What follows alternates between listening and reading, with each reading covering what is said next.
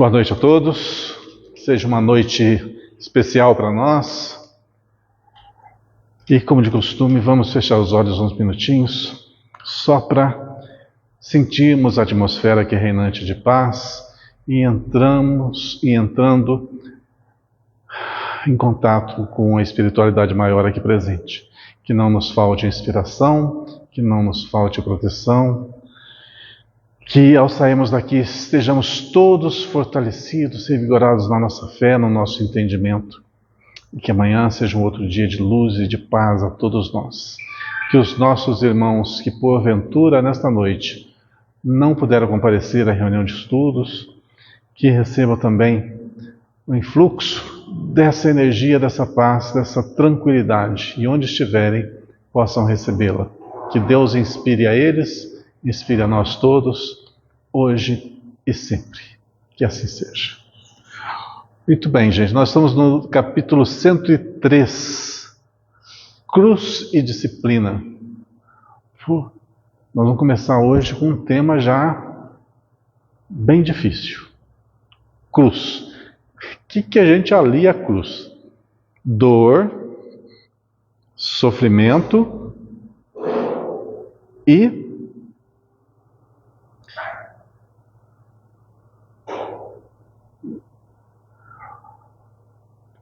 para que era usada a cruz antigamente? Era um método de intimidação. Era um instrumento de tortura, sim. Mas tinha um objetivo a utilização dela. Na época de Jesus era meio mais cruel de fazer uma coisa pela vida. Porque os piores marginais recebiam esse tipo de suplício. Então é como se alinhasse as pessoas como se fossem as mais marginalizadas possível. É um jeito de colocar a pessoa realmente lá para baixo, né? Muito bem.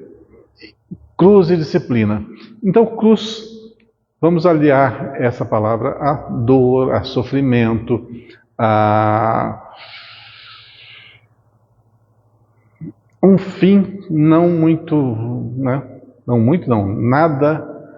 Nada fácil. E a disciplina? A disciplina, logicamente, que é uma conduta particular de cada um de nós, que deve ser cerceada pelo quê? Pela boa índole, pelos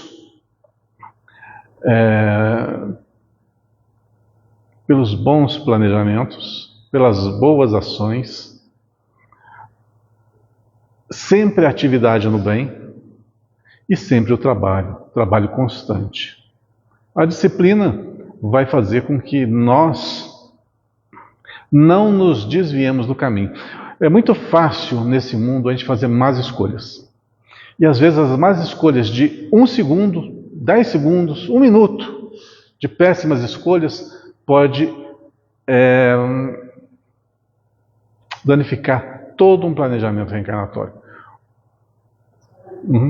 Rodrigo, a gente não pode interpretar isso aqui, cruz e disciplina, como a cruz nos disciplina. Cruz, aqui no caso nosso, são os nossos erros, os nossos desvios, e é como uma maneira da gente se endireitar, não pode? Ou a dor, né? A cruz seria a dor. A dor é a nossa amiga inseparável, quase inseparável, mas ela nos abandona. Sabia que a dor nos abandona? Quando ela não tem mais utilidade. Mas enquanto ela tiver utilidade, ela vai ser aquela amiga que vai dar as mãos para a gente e vai seguir a nossa vida. É uma amiga que ninguém gostaria de ter, mas ela é necessária. Porque sem ela a gente faria as piores coisas. Olha só, nós estamos recém-saídos, vamos ser bem sinceros. A gente está recém-saído da animalidade. Nós estamos a um pezinho lá. Então a gente carrega no nosso íntimo ainda desejos inferiores gritantes. E a gente tem uma aparência de bonzinho. Todos nós. Às vezes eu paro para pensar da minha conduta, do meu jeito de ser. Falei, puxa vida, tem tanta coisa para consertar aqui. Tem tanta coisa. E olha que estamos em contato direto com a doutrina espírita, estamos lendo, estamos assistindo programas, palestras, uma atrás da outra, tentando entrar nesse universo, aliás, fazendo com que esse universo espírita possa entrar na mente, possa no entendimento, principalmente apaziguar o coração, mas é tão difícil lutar contra o nosso primitivismo. Mas na realidade, a dificuldade maior mesmo é a gente se superar. A partir do momento que você se supera, você fala assim, nossa, foi tão fácil. Até você chegar a ultrapassar o seu limite, você acha que é uma caminhada enorme, dificultosa ao extremo. Mas quando você ultrapassa, você olha para trás e fala, nossa, era só isso? E assim vai ser sempre na nossa vida. É que nem nos bancos escolares. Você pega aquela matéria super difícil, super complicada, que não entra na cabeça. Mas a partir do momento que você compreende, entende perfeitamente como que ela é, como que se resolve, os porquês, aquela dificuldade acaba. E é isso que acontece na nossa vida. Então, com relação a superar os nossos limites, pode parecer muito difícil, mas na realidade não é. Vamos pegar um exemplo de um alcoólatra. Para um alcoólatra, ele parar de beber, para não beber, é uma coisa muito complicada, muito complexa, é uma luta constante. Mas para quem já superou isso, é uma banalidade.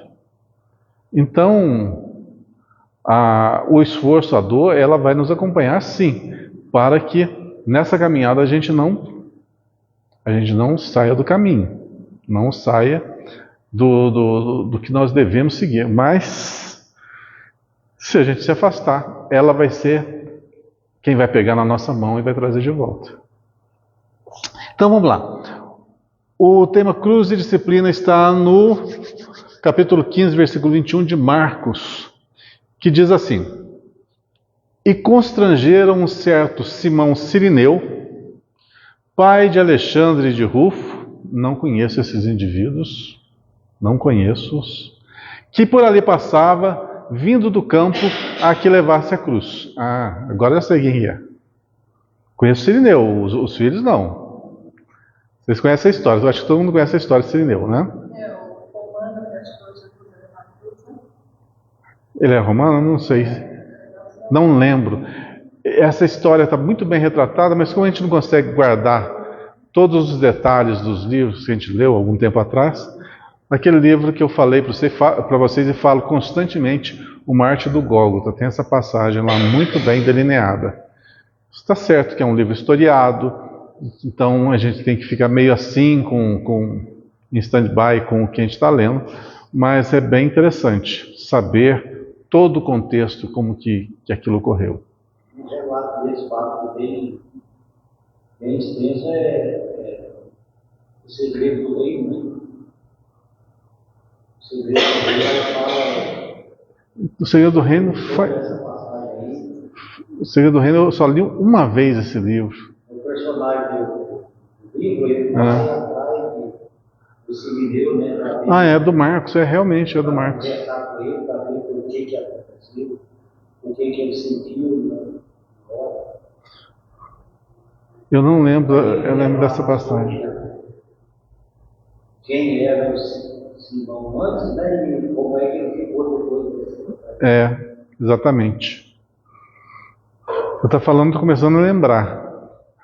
Mas, bom, vamos pegar o X da questão aqui.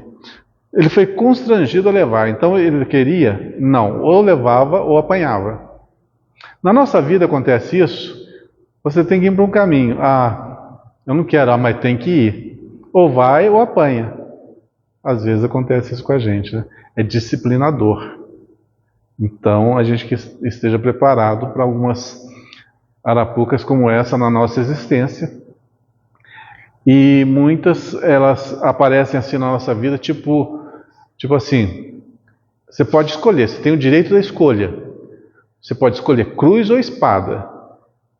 Os dois você vai se dar mal, mas você tem o direito de escolher. Às vezes, a vida nos coloca numas situações desse tipo. Você tem que enfrentar. A questão é que você tem que enfrentar. Não é punição, é superação. É diferente. Por quê? Qual que é a diferença de superação e punição? Quando o alto Pai sabe muito melhor que nós em que nível estamos de adiantamento, de evolução. Então, Ele sabe o momento em que nós temos condições de dar um salto evolutivo, de mudar uma página, subir um degrau. E para isso a gente tem que deixar de lado, alejar um pouco o nosso eu antigo, nosso eu primitivo. E algumas expiações acontecem, algumas provas difíceis acontecem, que fazem com que nós superemos aquilo. Por exemplo, quem que nunca teve medo da perda? Acho que todo mundo teve medo da perda. Desde criança, a gente pensa, puxa, quando meus pais se forem? Acho que todo mundo pensa isso. Como que vai ser? Como que vai ser difícil? E a gente vai vivendo, e a vida vai acontecendo, e você não... Mas quando se dá, é que você vê como que você modifica. Na dificuldade a gente muda. Numa perda, a gente muda muito. Então, em vários tipos de caos que acontecem na nossa vida, a gente destrói um pouco do nosso eu primitivo e constrói um novo ser a partir daquilo ali, da superação. E olha como que as coisas são interessantes. No nosso DNA, esse DNA entre aspas, existe uma coisa que diz assim: você vai ter um alto grau de felicidade a cada vez que se superar. Cada vez que você passar um estágio acima, o grau de contentamento, de satisfação com o seu êxito, ele vai ser cada vez mais exacerbado. Então, vocês já notaram que aqueles grandes missionários que vêm à Terra, em missões dificílimas, são muito felizes? Apesar das dificuldades. Se perguntasse para o Chico Xavier, por exemplo, lá no finalzinho da vida dele, acho que foi feita essa pergunta, se ele era feliz, o que ele diria? Sim. Que pelas escolhas, pelo que ele fez, pelo legado que ele levou consigo, pelas dificuldades, pelos embates.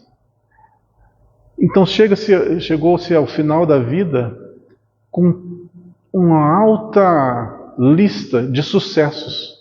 Isso é uma satisfação muito grande. Imagina a gente, vamos supor que chega lá no finalzinho, quando estivermos lá prestes ao desenlace, e a gente passa em revista toda a nossa vida. Olha, tinha tudo isso aqui em planos para eu superar, e eu consegui. Pensa bem, como que nós nos sentiríamos internamente? A superação é o que nos faz trazer, o que nos traz a felicidade que a gente tanto almeja. É na superação, a cada dia, a cada aprendizado, a cada trabalho realizado. Quando o Chico estava já nos seus finais, o que ele almejava? Ele pediu, eu quero ir para o plano espiritual e retornar logo para cá, para continuar o trabalho. Por quê? Por que dessa escolha dele? Se ele foi assim, uma pessoa que teve grande êxito, queria para um plano elevado, né? Com toda certeza iria. Por que retornar para esse lugar de miséria, de dor? Porque aqui é que se encontra a felicidade que eu tanto almejava. É na superação, é na ajuda, é na melhoria, é no você ser útil. Vou dar uma pálida, mas muito pálida comparação com o que está acontecendo aqui no centro. Quanto e quanto tempo a gente foi trabalhando sempre naquele nível, naquele limite pré-estabelecido. E agora deu esse boom, né? Vamos fazer isso, vamos fazer aquilo, vamos criar o que nos envolve isso, o que nos traz de satisfação, é uma coisa gigantesca e um detalhe assim muito simples. Esse envolvimento nos traz a certeza de que a gente pode fazer a diferença. E quando estamos unidos ainda, torna-se muito mais fácil, muito mais forte. Então, a vida muitas vezes vai nos levar para um rumo para justamente nos despertar. Tem uma frase bem interessante que diz assim, tem pessoas que despertam com o trinar dos pássaros e outras com o reboar dos canhões. Como que a gente quer despertar para a vida? Do jeito mais simples possível, do jeito menos traumático. Para que viver aqueles dramas, aqueles caos violentos? Lembra do livro que nós falamos recentemente, Sexo e Destino? O que teve que acontecer para aquela família modificar a sua postura, a sua conduta? Teve que acontecer as coisas mais bárbaras, mais difíceis, mais dolorosas. Quando tudo poderia ser delineado assim, disciplinadamente, refreando as paixões. Simplesmente, só refrear as paixões, não tinha acontecido aquele mundo de tragédia. E na nossa vida, será que algumas coisas que estão fora do eixo, não foi por causa de algumas paixões antigas? Pode ser. Mas não compete a gente julgar, e sim esclarecer. Vamos lá. Constrangeram um certo Cirineu, pai de Alexandre, de Rufo, que por aí passava, vindo do campo, que levasse a cruz. O que isso tem a ver de especial no campo doutrinário que estamos abraçando? É que a vida, muitas vezes, vai nos falar o seguinte: olha, está na hora de ajudar o Cristo. A cruz que ele carrega tem que ser compartilhada.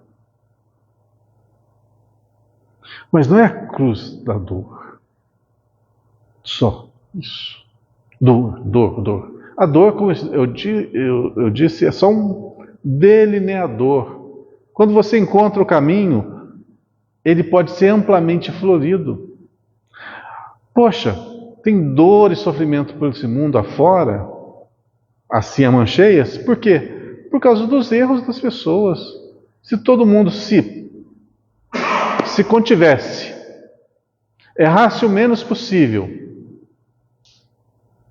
extirpasse de si as paixões, respeitasse o próximo, nós não precisaríamos caminhar em espinhos. Mas a gente caminha em espinhos porque nós semeamos aqui e acolá. A partir do momento que a gente se nortear, isso desaparece. Então vamos cada vez mais nos esforçar para isso. Embates, eu acho desnecessário.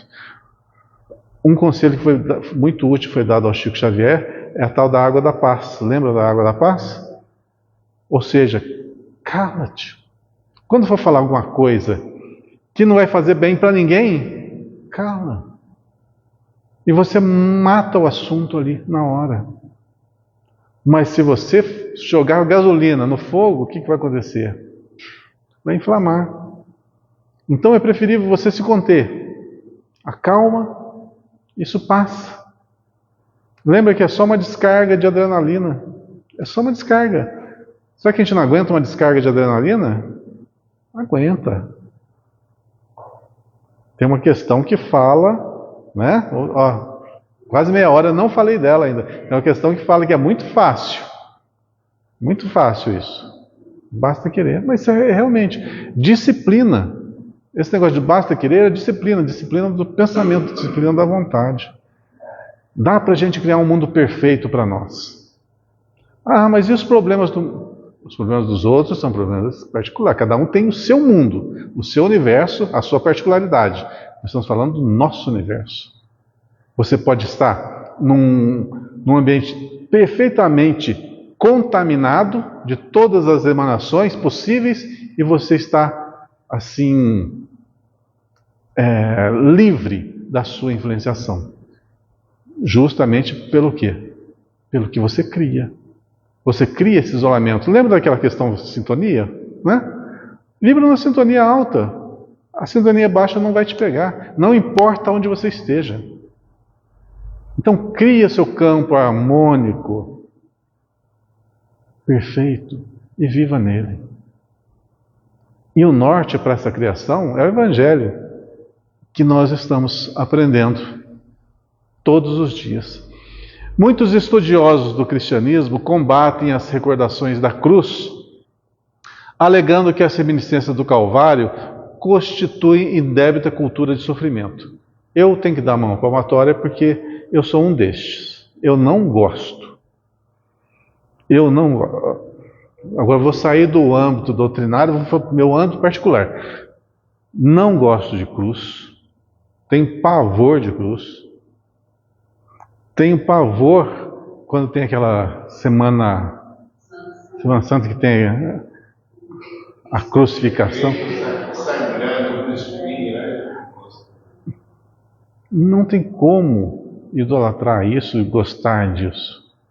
Porque ali é o testemunho da fragilidade da humanidade com relação aos semelhantes. Se a gente fez isso com o Cristo, imagina com o próximo. Não foi qualquer um, foi com o Cristo. Mas cultuar isso é mórbido, na minha concepção. É mórbido. O que tem que se tirar? Tem que tirar tudo o que se tem de proveitoso da história.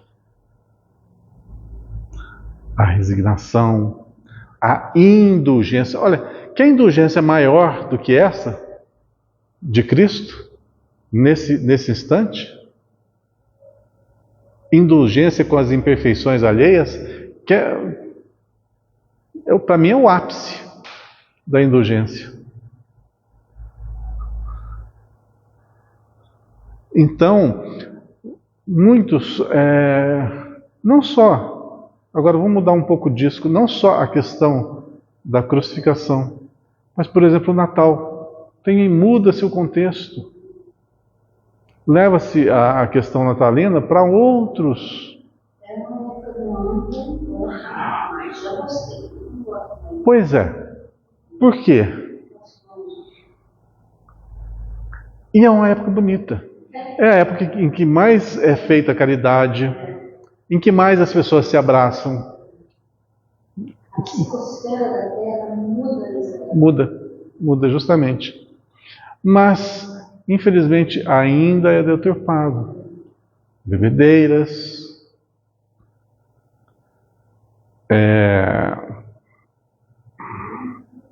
comilança. Você sabe a história? Por que o Natal é em dezembro? Por causa da Saturnália? Já ouviu falar da Saturnália? Pois é. Olha o que a gente faz. A gente faz muita coisa errada. O ser humano faz muita coisa errada. Pois é. Agora imagina se a gente não tiver o corretivo da dor para nos mostrar assim, tá errado. Puxa vida, a gente não teria freio, não. E lembrando uma coisa importante, quando Cristo veio, culminou o quê? No Gólgota, né? A história dele culminou no Gólgota. Isso porque a Terra passou por uma higienização de 1 milênio. Foram retirados os piores espíritos que aqui viviam na Terra, foram retirados do plano físico, então estava aqui só os mais calminhos. Imagina o que tem na Terra. Fala. Fala. Do Francisco de Assis fala também. Então, ficou aqui só os calminhos e culminou nisso. Imagina se ficasse os brabinhos. É que os brabinhos, eles voltaram na Idade Média. Por isso a Idade das Trevas, de 1000 anos, é quando esses brabinhos, né, saíram do plano espiritual, retornaram para o plano físico e deu no que deu. 1000 anos de trevas aqui na Terra. Pois é. Bom, que a gente já não é grande coisa, a gente já sabe. É duro falar isso, é ruim falar isso, né? É ruim. Eu não gostei não. Mas a gente tem que entender que é o seguinte, a natureza não dá saltos. Quando a gente fala que somos recém-saídos da animalidade, então a gente carrega conosco as características da evolução que estamos tendo. Então, mesmo nos reinos inferiores, o livre-arbítrio ali existia. Rudimentarmente, falando na minha percepção, posso estar falando uma grande besteira aqui, porque é uma coisa particular. Mas, por que existia rudimentarmente uma liberdade de ação? Porque sem liberdade de ação, não tem a questão do aprimoramento do princípio inteligente. Para que cada um adquira suas particularidades e não seja todo mundo igual, é como se fosse como se fosse um cardume de peixes. Os cardumes de peixe, o que faz? Age tudo, é tudo igual, tudo igualzinho. Então tem que ter o contato com todas as intempéries. Vamos dizer assim, a cruz que a gente fala aqui no reino hominal, em outros reinos, é o contato com todas as adversidades que vai estimular o princípio inteligente a desenvolver-se individualmente. Na minha concepção. Um dia ainda vou estudar isso, do lado de cá é difícil estudar essas coisas. É muito subjetivo. Então falar uma coisa dessa, fica, aonde você viu? Na percepção. Na percepção, naquilo que a gente estudou, naquilo que a gente analisou e chegou a uma conclusão. Pode estar errado? Claro que pode. Mas eu acho que tudo que foi conquistado aqui de conhecimento aqui na Terra passou pelo mesmo crivo de erros e acertos, de teorias que se comprovaram e outras que ficaram pelo caminho. Então a gente não pode nunca parar de pensar e se corrigir quando estiver errado. Mas vamos voltar para o texto, né? A gente dá umas fugidinhas de vez em quando. Asseveram negativa a lembrança do Mestre nas horas da crucificação entre malfeitores vulgares. Isso é uma questão de orgulho. O Mestre, o nosso Mestre, o ser maior da nossa doutrina, cai entre malfeitores e ladrões. É um pouco de orgulho isso. Nós pensarmos que ele deveria estar num trono, deveria ser aquela visão de Judas, né? Mas somos, porém, daqueles que preferem encarar todos os dias do Cristo por gloriosas jornadas e todos os seus minutos por divinas parcelas de seu ministério sagrado ante as necessidades da alma humana. Olha, a maior tarefa do Cristo, ao meu ver, eu acho que aqui nós vamos ser unânimes no que nós vamos abordar, de que não foi a crucificação, não foi as dificuldades acerbas, foi o contato humano, um por um. Cada conversa com cada um dos personagens que estão ali, cada história é um ensinamento grandioso. Aconselho a todos que gostam de cristianismo, das histórias do Cristo, ler os livros que relatam esses encontros dele com diversos personagens. A gente vai encontrar isso em Há 2000 anos, a gente vai encontrar em O Amor Jamais Te Esquece, a gente vai encontrar na Boa Nova, a gente vai encontrar no... Deixa eu ver, acabou de fugir. Ave Luz, nós vamos encontrar... Eu estou com a capa do livro na minha mente aqui, não esqueci o texto, o título. Em muitos, em que não está registrado na história, mas psicograficamente foi trazido para nós esses momentos gloriosos em que o Cristo se expressava junto às pessoas mais humildes. E a gente tem no próprio Evangelho quantas e quantas conversas com tantos e tantos personagens ali que são instruções para nós no dia a dia. Fora os sermões, que são a perfeição absoluta ali. Alguém já parou alguma vez, pegou um sermão, uma parte do sermão, e tentou dissecar, parte por parte, letra por letra, palavra por palavra, e entender o que o Cristo estava dizendo? Já pararam para fazer isso? Experimentem fazer isso. Não é pegar o texto grandão, ler tudo, não, e tirar algum... Pega um texto pequenininho, igual a gente faz aqui. Pega um trechinho, leia, e tenta analisar os porquês de cada colocação do Cristo. É fantástico. Aquela frase, olhai os lírios do campo. Não existe, na minha percepção, um poema mais belo que esse. Olhai os lírios do campo. O que vem posteriormente é de uma beleza, não tem como não tocar a alma da pessoa. Não tem como. É um poema à vida. Cada hora da presença dele entre as criaturas reveste-se de beleza particular, e o instante do madeiro afrontoso está repleto de majestade simbólica. Por quê majestade simbólica? Como ele se portou perante o martírio. Foi assim. Nós nos portaríamos daquela maneira? De jeito nenhum. Não. Não fala dele, perdoa, eles não sabem, só que ele perdoa.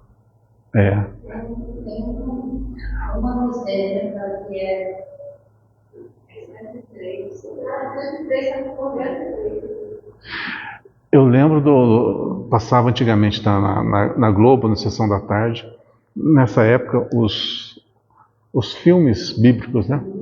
E lembro de uma cena da crucificação, aí que foca, a imagem foca, pegando o braço do Cristo, pondo no madeiro, põe o prego na palma da mão, e o cara levanta o martelo. Numa daquela lá, se a mão está livre, eu pegar aquele prego e a gente ia com certeza reagir. Com certeza reagir. Porque faz parte, não é que faz parte a conservação da espécie, né? A conservação da vida, faz parte da nossa natureza. E o Cristo deixar imolar-se, quer dizer que ele estava muito acima da vida física. Imagina, se você não vai tentar se preservar, com certeza vai. Mas, então, quando se reporta numa madeira afrontosa está repleto de majestade simbólica, que mesmo nessas condições mais adversas, ele deixou para nós um legado de como a gente deve se portar. Vários discípulos tecem comentários extensos em derredor da cruz do Senhor e costumam examinar com particularidades teóricas os madeiros imaginários que trazem consigo.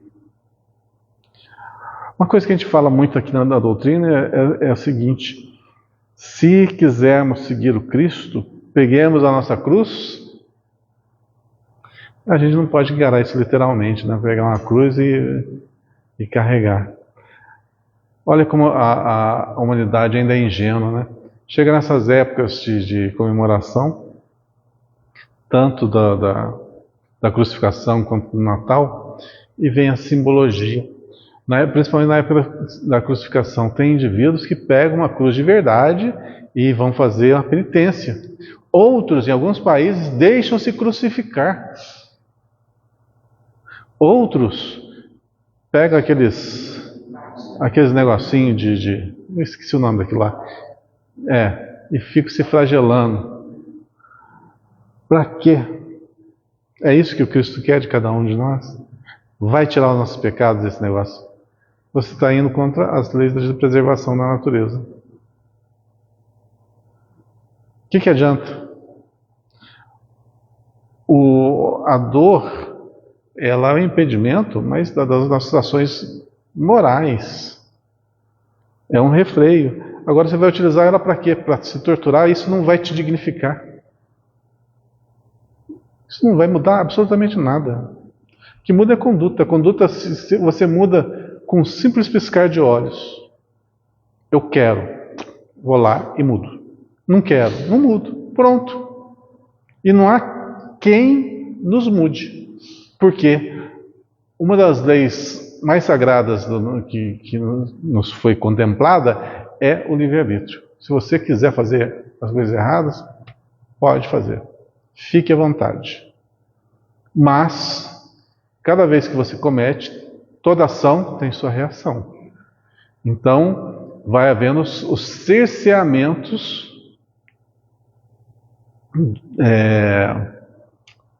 de espaço para você se manifestar. Por exemplo, se você é muito agressivo, logicamente você vai ser colocado em regiões onde aquela agressividade é permitida, em outras não. Então você vai sendo alijado aos poucos. Tanto é que as furnas, os abismos estão cheios ainda de espíritos que lá eles podem exercer a sua maldade. Porque lá estão os espíritos iguais. Então um pelo outro é um lixando o outro. É uma lixa lixando o outro. Mas estão impedidos de atuar junto àqueles que querem progredir. É essa fase que nós estamos passando no nosso planeta. A grande maioria quer o quê? Evoluir, melhorar, aperfeiçoar-se. Uma pequena minoria está atravancando esse negócio. Interessante que isso está no mundo todo e está sendo livre. Ninguém aqui é ingênuo e todo mundo nota isso. Sabe o que está acontecendo. Mas isso tem um prazo de validade. Tem um prazo para acabar. Então, enquanto os bons perseverarem no bem, vai chegar um momento que o mal fala, agora não. Não precisa mais do mal. Não precisa mais da dor. Então, se a gente não precisa mais da dor, a gente entra num outro patamar, que é o quê? Essa nova fase que estamos adentrando, que é regeneração. Não mais provas, não mais expiações. Regeneração. O que é regenerar? Modificar-se para melhor, gradativamente, sem ter aquele arpão do mal nos cutucando para que a gente vá para frente. Por isso, eu bato tanto nessa questão 909, que só depende da nossa força de vontade. É só do nosso querer. O que você quer, você muda tudo. Muda o seu destino, muda o destino do próximo, aqueles que estão à sua volta. Você faz a diferença, mas como você deixa se levar, vai estar sempre aí uma dor, um arpãozinho te cutucando para você ir para frente. Então toma as rédeas, constrói. Toma as rédeas, constrói. Delineia e põe em prática. Você vê, a dor vai ser como por Cristo, não tem um significado a não ser para aqueles que ainda necessitam do exemplo da dor. Vocês acham que o Cristo se importou? Pensa bem, ele se importou de ser crucificado? Vocês acham que ele, no patamar que ele estava, sabendo já que ia acontecer, há muito tempo atrás ele sabia que ia acontecer, isso já estava ali previsto. Ele se preparou Pois é. Então, ele se importou? Não. Mas utilizou-se disso como educação para a posteridade. Para aqueles e para a posteridade. Tanto é que é exemplo para nós até hoje. E fez a diferença? Fez. É um planejamento dele? É. Pôs em prática? Pôs. Teve resultado? Teve. Está aí tudo que a gente precisa. Está aí os exemplos. Saiba delinear o que é certo e o que é errado. Planeja no bem, executa. Tudo vai acontecer. O mundo foi feito para que nós sejamos co-criadores. Para isso, depende de duas coisas: intelecto avançado e disciplina moral. Amor é isso, na real acepção da palavra. Tem esses dois alicerces, nada vai te refrear. Nada. Mas no mundo nós vamos ter aflições. Vamos ter, faz parte do plano físico. Vamos ter perdas, vamos ter doenças, vamos ter dificuldades. Mas isso é do mundo físico. Faz que nem o Cristo. Não se importe com essas coisas menores. Apenas ponha o seu projeto em andamento. Faça, realize, modifique o mundo, contamine, contagie, melhore. E por aí vai.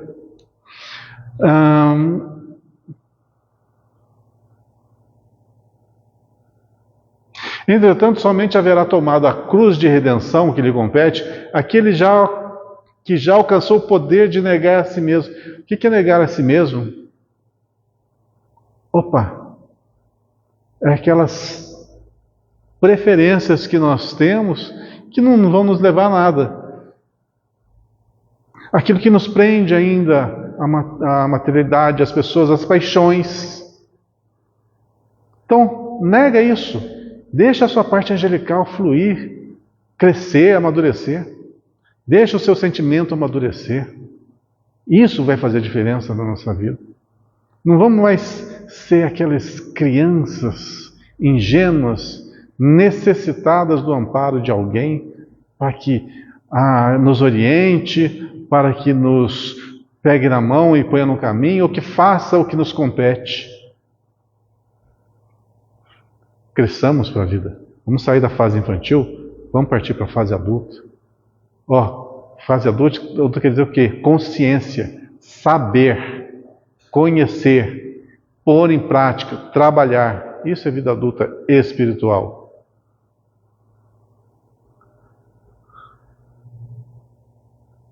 Muita gente confunde disciplina com iluminação espiritual. Tem diferença? Iluminação espiritual e disciplina? Disciplina é um método que você vai utilizar para você levar adiante a sua vida. Para adquirir a iluminação. É o caminho ali. Indisciplinadamente, o que a gente vai fazer? A gente vai... Qual que é a menor distância entre dois pontos? A reta. Então, você é indisciplinado, você vai fazendo curvas. Consequentemente, vai demorar muito mais para chegar no ponto final. A matemática está explicando isso aí para nós. Apenas depois de havermos concordado com o jugo suave de Jesus Cristo, podemos alçar aos ombros a cruz que nos dotará de asas espirituais para a vida eterna. Vou dar uma dica para vocês aqui. Eu acho que eu já dei essa dica, mas vou dar de novo. Se tiver oportunidade, assistam de novo. Apenas depois de havermos concordado com o jugo suave. Como que é a fala de Jesus com relação ao jugo mesmo? Meu fardo é leve, meu jugo é suave. O Cristo estava falando isso. E vocês acham que o que ele fez era leve? Era suave? Para ele era. Assistam da Nete Guimarães, a palestra que ela fala sobre o fardo com Jesus é mais leve, ou coisa assim. Alguma coisa do fardo. Foi a Nete Guimarães, fardo com Jesus. Assistam. só para dar um spoiler, rapidinho, para quem não assistiu, ela comprova cientificamente que o fardo com Jesus é mais leve. Assista. É, assim, uma coisa... Só assistindo para a gente comentar. O fardo, Anete Guimarães, o fardo com Jesus. Aí a gente vai entender. Eu acho que é na própria palestra dela que ela cita um caso. Quem que assistiu? Eu assisti, eu tô lembrando. Assistiu. Já assisti umas 2 vezes, mas eu esqueço. Não, ela, da Bahia lá, ela fala, né? Ela cita um exemplo. Uma mulher que estava carregando uma lata d'água e tinha que subir uma ladeira. Eu não vou falar porque eu não vou falar tudo errado. Mas pensa bem, você carregando uma lata d'água, você sendo uma pessoa já de idade, carregando uma lata d'água numa ladeira, vai doer, certo? Como que essa pessoa conseguiu chegar até lá em cima sem sentir uma dor sequer? E levou numa boa. Aí ela faz a comparação, fardo com Jesus é mais leve. E ela compara. Esse é um dos exemplos, não é a comprovação não. A comprovação ela cita no decorrer da palestra. É muito interessante mesmo. Então, apenas depois de havermos concordado com o jugo suave de Jesus, podemos alçar aos ombros a cruz que nos dotará de asas espirituais para a vida eterna. Contra os argumentos, quase sempre ociosos, dos que ainda não compreenderam a sublimidade da cruz, vejamos o exemplo de Cirineu, nos momentos culminantes do Salvador. A cruz do Cristo foi a mais bela do mundo. No entanto, o homem que o ajuda não faz por vontade própria, e sim atendendo à requisição irresistível. Ou seja, ele não teve o dó. Não, eu vou lá ajudar. Ele foi imposto. E ainda hoje a maioria dos homens aceita as obrigações inerentes ao próprio dever, porque a isso é constrangido. Então muitos de nós ainda somos constrangidos a fazer aquilo que não queremos, mesmo que a finalidade seja para o nosso bem. Então a dor ainda é necessária? Ainda é necessária. E quando ela não será mais? Quando nós delinearmos as nossas atitudes de acordo com a boa nova. A escolha é só nossa. O bom da história é o seguinte, que todos nós podemos conseguir isso de uma maneira bem fácil. Essa é a parte boa da história. A parte ruim é que a gente não sabe se a gente quer. A gente não quer abandonar muitas coisas. Fala a verdade. Agora vamos tirar esse clima mais pesado, vamos para um clima mais ameno. Quem que quer morrer? Ninguém quer. Ninguém quer fazer a passagem. Você está te esperando do lado de lá um plano assim lindo, maravilhoso. Vocês querem deixar isso aqui? Não quer. Eu estava conversando e a gente comentando, né? Porque a gente mais fala no espiritismo é a morte. Não é o corpo, não. Mas a hora que ela ronda a nossa casa, a casa de uma pessoa que a gente ama, a gente treina as bases. No nosso comentário, nós com toda certeza. Treina as bases, embora sabendo de tudo que a gente sabe. Porque é um mundo que se rui. Cada pessoa que se vai desse planeta, que faz parte do nosso contexto, nossa vida, é um pedacinho do nosso mundo que desaba. Então, realmente, Nós temos um apego à nossa história. E ela está se modificando a todo instante. A paisagem, os personagens da nossa história estão modificando-se a todo momento. Então, a alguns personagens a gente se apega mais, a outros a gente apega menos, alguns são só figurantes. Mas aonde a gente põe ali a predileção para você abrir mão, é doloroso. É muito doloroso. Você abrir mão da sua vida, é a sua história. Está na lei de conservação também. Então, o saber que existe um depois é consolador, amplamente consolador. Mas o desapego é complicado. É complicado.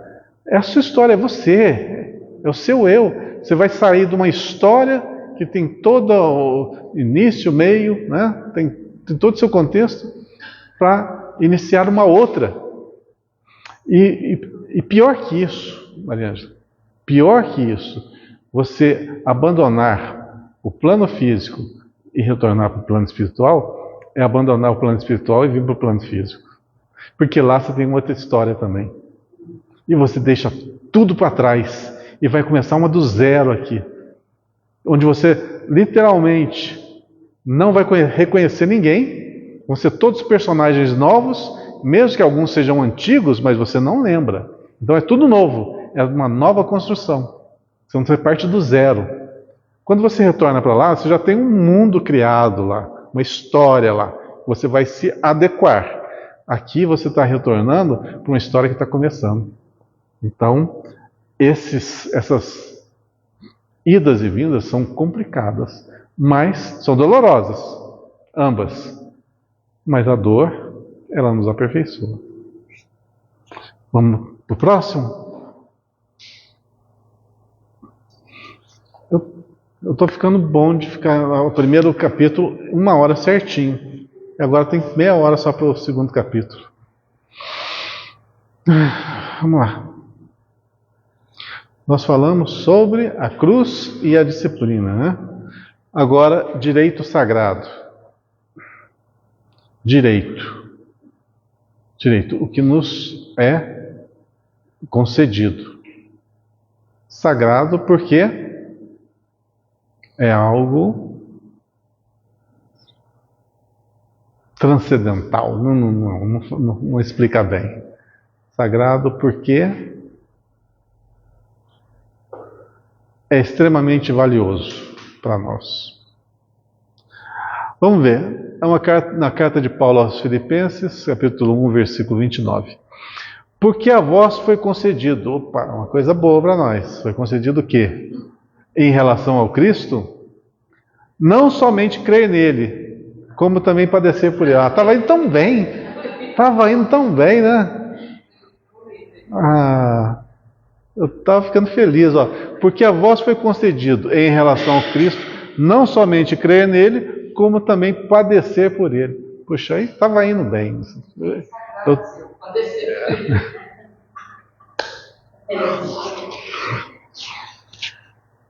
Pois é, mas isso é circunstancial. Isso é circunstancial. Isso passa. Olha, a história da humanidade passa rápido. Olha, 2000 anos atrás estava no advento do Cristo.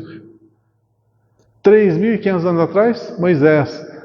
Antes estavam os primitivos lá ainda, os primeiros, guerra para tudo quanto é lado. É muito recente a nossa história. Passa rápido, olha que situação que nós já estamos. O que são 5, 6 mil anos? Pouca coisa. Olha o tempo da Terra. Não entrando na questão lá que eu desconheço, que fala de Atlântida e da Lemúria, né? Que seriam aqueles continentes que afundaram, que existia uma civilização anterior a essa. Não entrando nessa questão, porque eu não sei pouquíssima coisa sobre isso, quase nada. Apenas algumas coisas de ouvir dizer, e ouvir dizer não quer dizer absolutamente nada. Sabe o que eu ouvi dizer de Lemúria e Atlântida? Que o Cristo reencarnou nessas civilizações. Eu ouvi dizer, então, eu não estou afirmando absolutamente nada, que ele reencarnou, como reencarnou aqui há 2000 anos atrás. Não sei de onde tiraram isso, não sei absolutamente nada. Por isso eu não tenho como discorrer sobre esse assunto. Fala isso, fala que foram reunidos o Conselho de Cristo, o Conselho de Cristo, para a vida dele. Só 2 vezes que foi a formação da Terra e a humanidade. Então, como é que ele veio? Aí já. Então, existem muitas literaturas que são. Ó, eu sigo Kardec. A gente tem que ler de tudo, conhecer tudo, para saber o que é certo e o que é errado.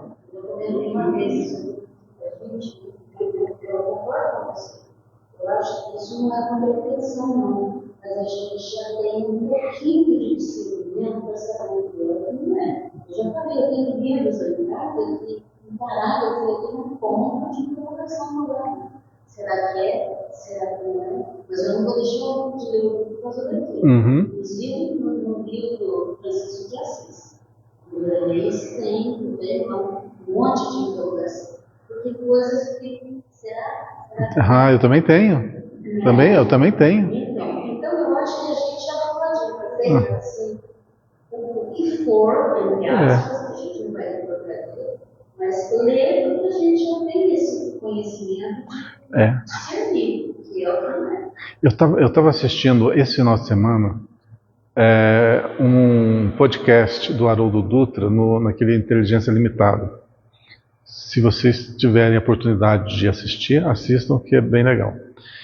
E uma das coisas que ele falou lá, que marcou, até ia comentar na quinta-feira, eu ia comentar sobre isso, que é uma fala do Haroldo que diz assim, ele relembrando o Chico Xavier, um dos comentários que o Chico fez sobre mediunidade, sobre médiuns, que o Haroldo falando, que ouviu um relato do Chico Xavier falando que um médium bom, um médium de nível alto, ele consegue impregnar nas suas comunicações apenas 25% do que é do espírito. 25%. Quer dizer que 75% da comunicação é do médium.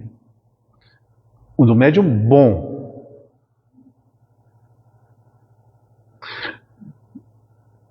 Eu já sabia disso, mas eu não pensava que era tão pouco. E ele explica os porquês. Lógico, tudo tem uma explicação. Aí no decorrer ele vai explicando. Mas aí fazendo um paralelo disso que eu ouvi com o que nós estamos conversando, quer dizer que nas psicografias, nesses livros psicografados, muita coisa que está escrito ali é o entendimento do médium. Lembrando que a comunicação ela se dá de que forma? O espírito vai intuir, vai colocar as suas ideias no cérebro do médium, que vai decifrar. O médium é o que? Um decodificador. Ele vai pegar as ondas e vai decodificar. Então, quem que vai fazer isso é o próprio médium. Então, se ele não estiver bem preparado, ele vai pegar uma palavra aqui. Pensa bem, o Espírito falando uma palavra que só ele conhece. O médium nunca ouviu falar daquela palavra. Ele vai pegar alguma coisa parecida, já distorce o sentido. Você sabe que mudando às vezes uma vírgula numa frase muda o sentido. Então, muitas coisas que a gente lê, realmente, se não coaduna com a razão, com a lógica, a gente tem que pôr em stand-by mesmo. Tá? É um dever nosso, mas não é por causa disso que a gente vai deixar de ler. Ok? Vamos lá. Porque a voz foi concedida em relação ao Cristo, não somente crer nele, como também padecer por ele. Vamos ver o que Emmanuel fala sobre isso, né? Está vendo tão bem? Cooperar pessoalmente com os administradores humanos em sentido direto, sempre constitui objeto da ambição dos servidores dessa ou daquela organização terrestre. Cooperar com os administradores constitui um objeto dos seres humanos. Nós, até aqui não tem nada de especial. Ato invariável de confiança, a partilha da responsabilidade entre o superior que sabe determinar e fazer justiça e o subordinado que sabe servir, institui a base de harmonia para a ação diária, realização essa que todas as instituições procuram atingir. Então existe aqui uma disciplina hierárquica. Tem aquele que sabe mais, que vai conduzir aqueles que sabem menos no trabalho. Isso, nesse tipo de organização humana, todos nós conhecemos. Muitos discípulos do cristianismo parecem ignorar que, em relação a Jesus, a reciprocidade é a mesma, elevada ao grau máximo, no terreno da fidelidade e da compreensão. Então, o que nós fazemos aqui? Nós tentamos pegar a doutrina do Cristo e traduzi-la para a coletividade. Qual que é a nossa fidelidade com Cristo? Qual que é a nossa interpretação? Como que é o grau de interpretação nosso comparado com o grau de compreensão do Cristo? Enorme. Tem como? Não tem. Por isso, algumas aberrações existem em todos os níveis religiosos do planeta, em todas as instituições. Não é da lei, é do homem, a interpretação infantil. Vamos ver uma. Eu vou falar da casa espírita. É muito fácil a gente falar das outras religiões. Vou falar da casa espírita. Uma realidade convivida que eu presenciei. Um dirigente, muito tempo atrás, não tanto atrás, algumas décadas atrás, eu ouvi de um presidente do centro espírita Vinhos do Senhor a seguinte alegação. A seguinte frase: nós que estávamos ali reunidos, encarnados, poderíamos numa outra encarnação renascer como um animal de estimação, um gato, um cachorro. Estou falando da doutrina espírita. Um presidente dessa casa falou esse absurdo.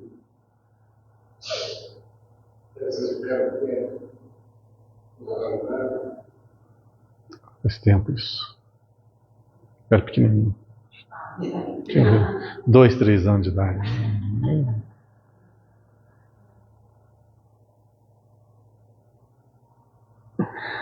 As pessoas que estavam presentes, foi numa reunião mediúnica isso, antes de uma reunião mediúnica, ou depois da reunião, não lembro. E houve esse comentário. Isso demonstra o quê? Um despreparo, um total despreparo, uma ingenuidade. Isso tem um nome. Não, é panteísmo. É panteísmo, né? O panteísmo é que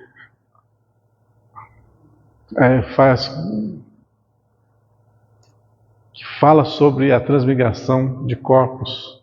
Você pode renascer como... É que os hinduístas lá, eles...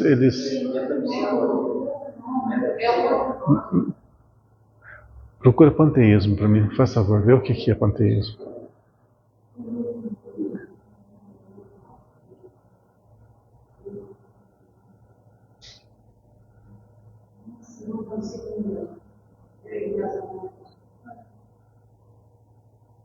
Suspense. Panteísmo é a crença de que absolutamente tudo e todos compõem um Deus abrangente, imanente, ou que o universo, a natureza e Deus são idênticos. Sendo assim, os adeptos dessa posição, os panteístas, não acreditam num Deus pessoal, antropomórfico ou criador. Então eu estou errado. Metempsicose. Elas se referem ao renascimento do espírito humano em espécies não humanas. Enquanto que reencarnação é usado apenas com referência à reencarnação. Muito bem. Então, o que estava sendo relatado ali é justamente esse nível de compreensão que está, logicamente, distoante, porque a gente sabe que nada retrograda, tudo evolui. Não tem como você dar um passo atrás na evolução. Então,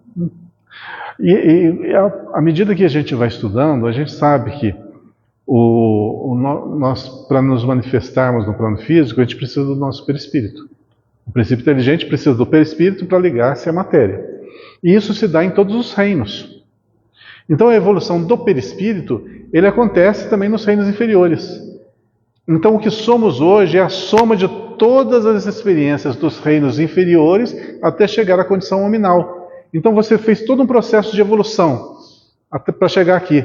E chega aqui, vamos voltar lá para trás. Não faz o menor sentido, né? Mas quando você conhece a matéria, conhece o assunto. Quem não conhece, quem não estuda o assunto, falar uma coisa, é muito fácil de errar quando você desconhece. Igual eu falei agora, panteísmo, né? Eu cometi um agafe, mas na minha cabeça, eu estou puxando coisas lá do passado também, né? Então eu não me preparei para isso. Mas o X da questão é você saber realmente dominar o assunto para você poder esclarecer. É muito fácil você incorrer em erros. Então, por que eu estou falando isso aqui?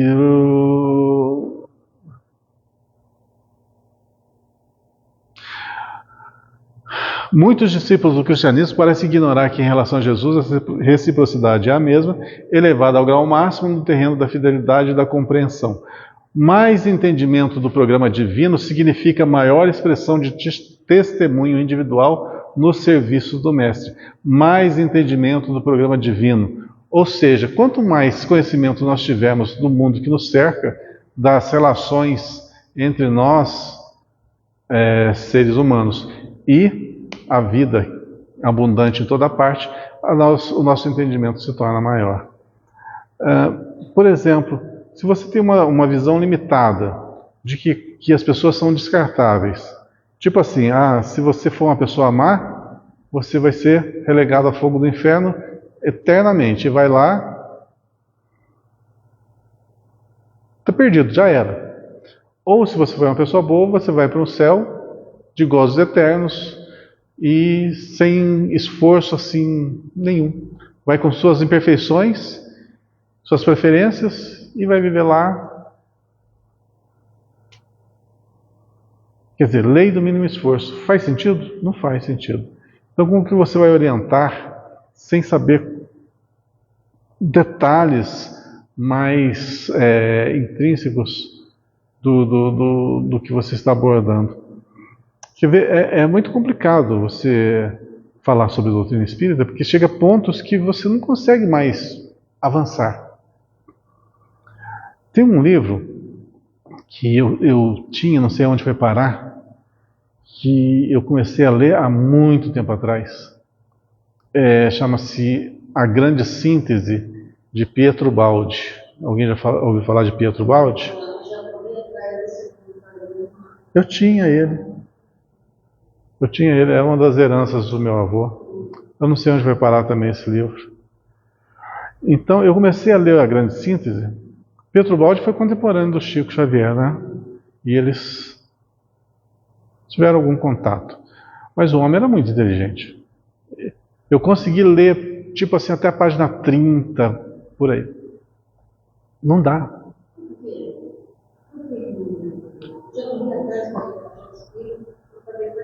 Porque é muito difícil.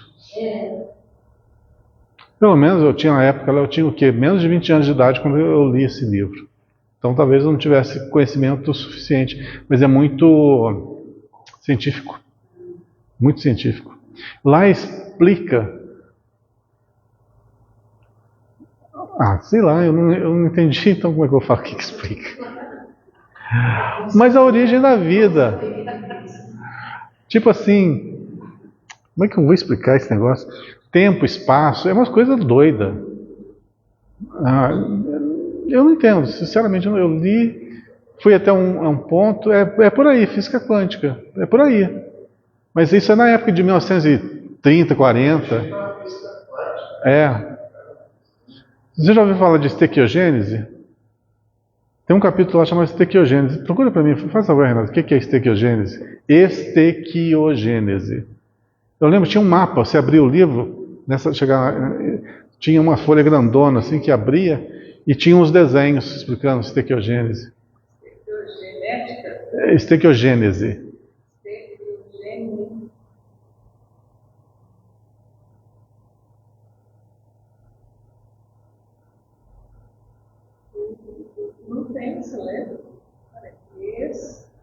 Estequi. E-S-T-E-Q-U-I e Gênese. Isso.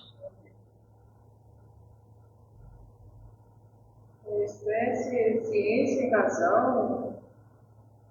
Nossa, não tem, né? Será que é uma palavra que ele inventou? Não tem.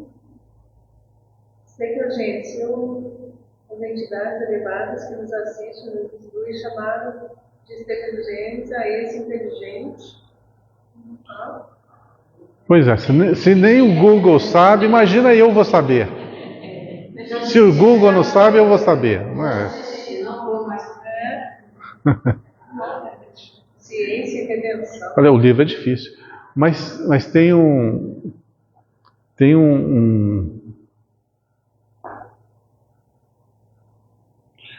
uma parte final.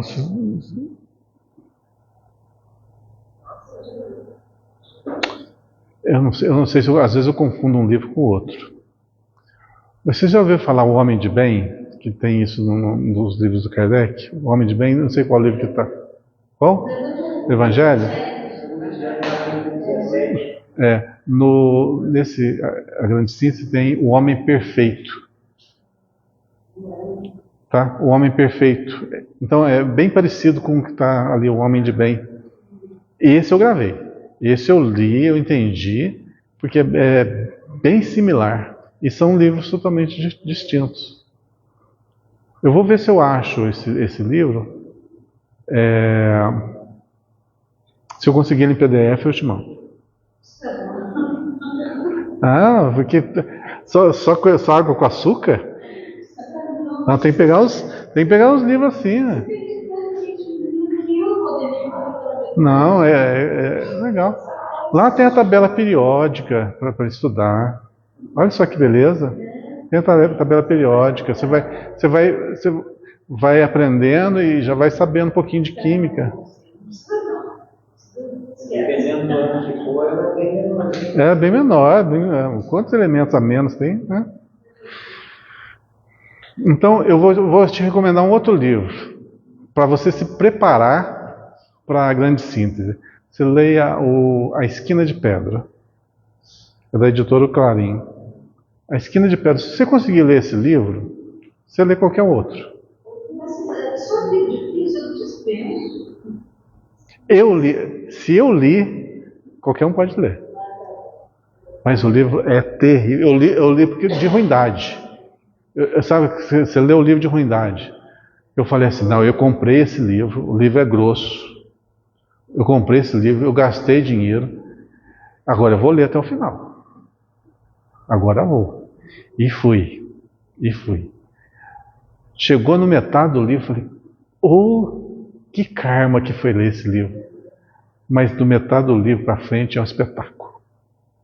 Aí você entende por que a primeira parte foi ruim, porque ela foi necessária para você entender a segunda parte. Fantástico. Então, se você quiser pegar o livro, A Esquina de Pedra, já ler do metade para frente, você já poupa. Mas é muito bom. Esse livro retrata o fim da Igreja do Caminho e o início da Igreja Católica. A Igreja do Caminho foi a igreja não, os caminheiros, né, que eles eram chamados, os seguidores do Cristo. Eles não tinham uma religião, eles eram apenas os propagadores.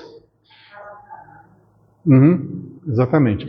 E aí chega um ponto que aquilo ali vai crescendo, vai crescendo de tal maneira que o império faz de tudo para matar eles, para cortar o crescimento da Igreja do Caminho, dos caminheiros, né? E esse foi o último ato. O último ato foi justamente, por isso a esquina de pedra, a esquina onde muda a história. Então a história muda, acaba ali os verdadeiros cristãos, conforme os primeiros, né? E inicia-se a fusão da Igreja do Caminho com as doutrinas pagãs, que dá origem à Igreja Católica. Fantástico esse livro, justamente por esse viés, mas que é difícil de ler. Onde que eu estou?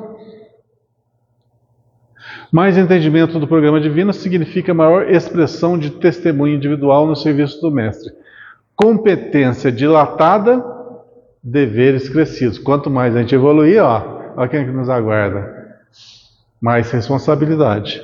Mais luz, mais visão. Quanto maior luz quer dizer o quê? Mais entendimento, mais compreensão. Aí a nossa visão fica super dilatada. Muitos homens naturalmente aproveitáveis em certas características intelectuais, mas ainda enfermos da mente, ou seja, aquele negócio lá, evolui muito intelectualmente, moralmente nem tanto. Desejariam aceitar o Salvador e crer nele. Essa frase para mim me mata. Aceitar o Salvador é tão simplória. Aceitar. Se você aceita, você pode não aceitar. Aceita agora, não aceita depois. Ela não é muito conclusiva, ao meu ver. Mas vamos seguir, vou deixar isso para lá. Desejariam aceitar o Salvador e crer nele, mas não conseguem. Crer também é uma palavra que não gosto muito de usar, porque você crê agora e não creio mais. É saber. Saber é a palavra certa a utilizar. Eu sei, eu tenho certeza, está comprovado. Eu tenho como demonstrar isso. Isso é sabedoria. Crença, achismo, isso aí é tudo.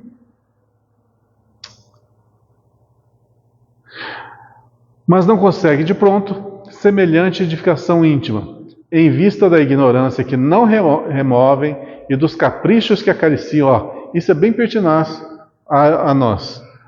Por quê? Não removemos a ignorância, guardamos muita coisa e muitos caprichos, muitas paixões, muitas preferências, muitas coisas que nos prendem ao plano físico. As pessoas evitam que nós demos um saltinho maior na evolução. Falta-lhes a integração no direito de sentir as verdades de Jesus. Sentir as verdades de Jesus. Só aqui vai dar para a gente puxar um outro caminho extenso. Por isso que nosso estudo aqui demora tanto tempo. Porque tem muita informação nisso aqui.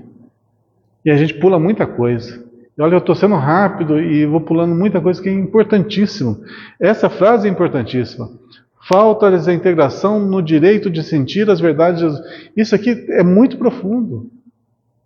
Às vezes você lê e fala, nem entende o que está ali por trás. Por isso tem que parar, refletir, dar exemplos para realmente... Aí o universo da compreensão se abre.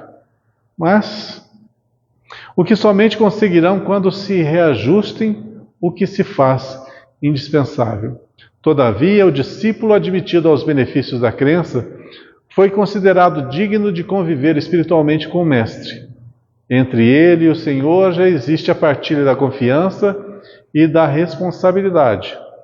Contudo, enquanto perseveram as alegrias de Belém e as glórias de Cafarnaum, o trabalho da fé se desdobra maravilhoso, mas, em sobrevindo a divisão das angústias da cruz, muitos aprendizes fogem, receando o sofrimento e revelando-se indignos da escolha.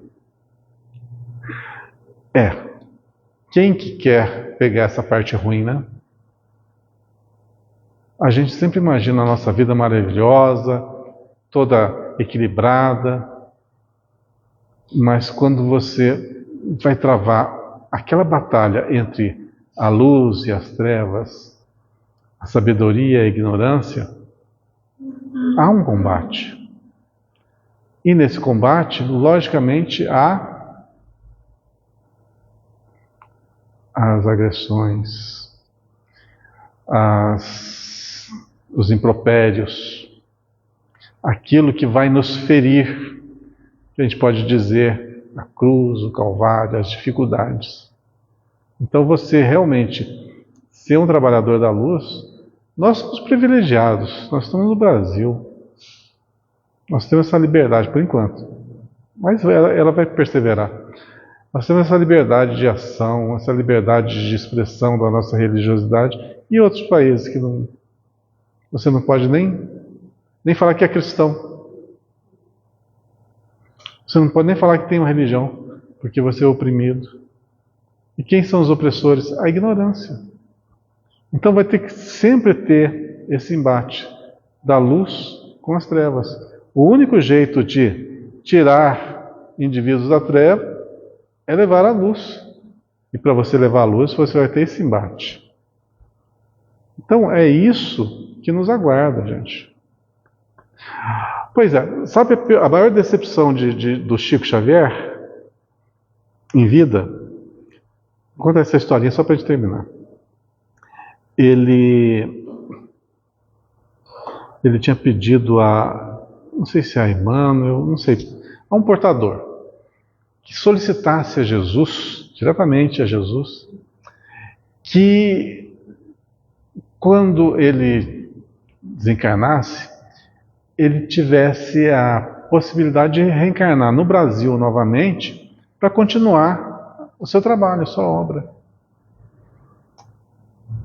Aí esse portador, eu não sei se é o Emmanuel, eu vou falar que é ele, mas eu não tenho certeza não. Chegou para ele e falou assim: Chico, eu venho te dizer que a sua solicitação ela não foi concedida.